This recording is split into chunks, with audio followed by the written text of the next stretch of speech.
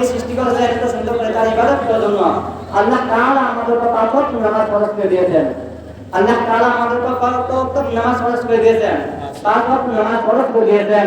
রাসূল আকরাম সাল্লাল্লাহু আলাইহি ওয়াসাল্লাম হাদিসে ফরমায়েছেন, যে ব্যক্তি পাঁচ ওয়াক্ত নামাজ যত সময় জামাতের সহিত আদায় করবে, আল্লাহ তাআলা তার আমলনামার মধ্যে 50 ওয়াক্তের নামাজ সওয়াব লিখে দিবেন। সুবহানাল্লাহ।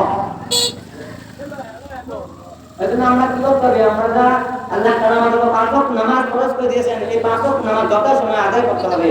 যদি আমরা পাঁচ ওয়াক্ত নামাজ যত সময় আদায় করতে পারি, আমরা যদি আল্লাহ তাআলার এই বিধানগুলি পালন করতে পারি, আল্লাহ তাআলা এর বিনিময়ে আমাদের জন্য রেখেছেন কি? জান্নাত। আমরা সকলে জান্নাতে যেতে চাই, কিন্তু আমরা জান্নাতের কাজ সকলে করতেছি না।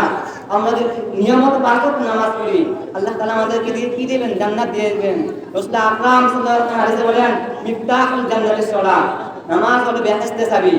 বেহেশতের চাবি কি? নামাজ। যদি আমাদের নামাজ ঠিক হয় তাহলে সব ঠিক। যার নামাজ ঠিক নাই তার ওই ব্যক্তি কিছু ঠিক নাই। যে ব্যক্তি নামাজ পড়ে ওই ব্যক্তি খারাপ কাজে লিপ্ত হতে পারে না। যে ব্যক্তি নামাজ পড়ে ওই ব্যক্তি কোনো অশ্লীল কোনো কাজ করতে পারে না।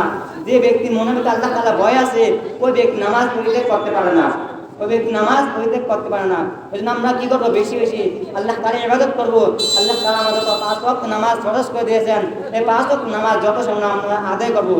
রাসূল আকরাম সাল্লাল্লাহু আলাইহি ওয়াসাল্লাম বলেন, যে ব্যক্তি জামাতের সহিত নামাজ আদায় করবে, একাকী চাইতে মসজিদে যায় জামাতের সহিত নামাজ আদায় করবে, আল্লাহ তাআলা তাহার আমলনামার মধ্যে 25 গুণ সওয়াব লিখে দিবেন। সুবহানাল্লাহ। নামাজ পড়ার কারণে প্রতিদিন হিসাবে আল্লাহ তাআলা আমাদেরকে কি দিবেন? জান্নাত দান করবেন। আমরা সকলে জান্নাতে যেতে চাই কিনা? আমরা কে কে জান্নাতে যেতে চাই? সবাই আপনি একটু সকলেই জান্নাতে যেতে চাই। কিন্তু আমরা কি করবো? সকলে পাঁচ ওয়াক্ত নামাজ যত সময় আদায় করবো, আল্লাহ তাআলা ইবাদত করবো, কারো পরনিন্দা করবো না, কোনো উশৃঙ্খল ভাষায় গালাগালি করবো না, আমরা খারাপ কাজে লিপ্ত হব না।